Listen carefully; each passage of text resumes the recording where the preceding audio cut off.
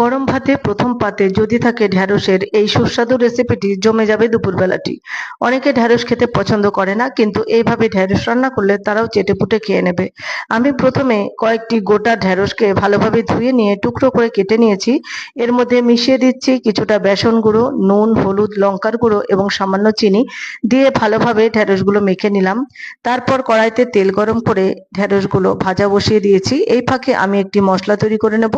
শিলনোড়াতে সামান্য পোস্ত, সর্ষে এবং কাঁচা লঙ্কা বেটে নিচ্ছি। মশলা বাটতে বাটতে দেখলাম ঢ্যাঁড়সগুলো ভাজা হয়ে গেছে। এবার ঢ্যাঁড়সগুলো আমি নামিয়ে নেব। ঢ্যাঁড়সগুলো নামিয়ে নেবার পর কড়াইটা ভালোভাবে পরিষ্কার করে গ্যাস ওভেনে বসিয়ে দিলাম। সামান্য তেল দিলাম কড়াইতে। তেল গরম হতে হতে আমি মশলা রেডি করে নিচ্ছি।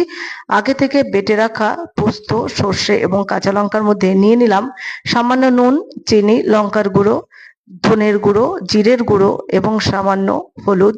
সমস্ত কিছু মিশিয়ে গরম তেলে জিরে ফোড়ন দিয়ে আমি দিয়ে দিলাম মশলাটি। মশলা ভালোভাবে কষাচ্ছি। মশলা কষানো হয়ে গেলে দিয়ে দিচ্ছি ভেজে তুলে রাখা ঢ্যাঁড়সগুলো। ঢ্যাঁড়সগুলো দিয়ে সামান্য জল দিয়ে ভালোভাবে কষিয়ে নিচ্ছি।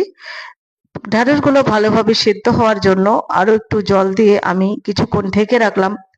কিছুক্ষণ ভালোভাবে ঢেকে রাখার পর ঢাকা খুলে দেখলাম ঢ্যাঁড়সগুলো ভালোভাবে সেদ্ধ হয়ে গেছে, অর্থাৎ আমার রেসিপিটি তৈরি হয়ে গেছে।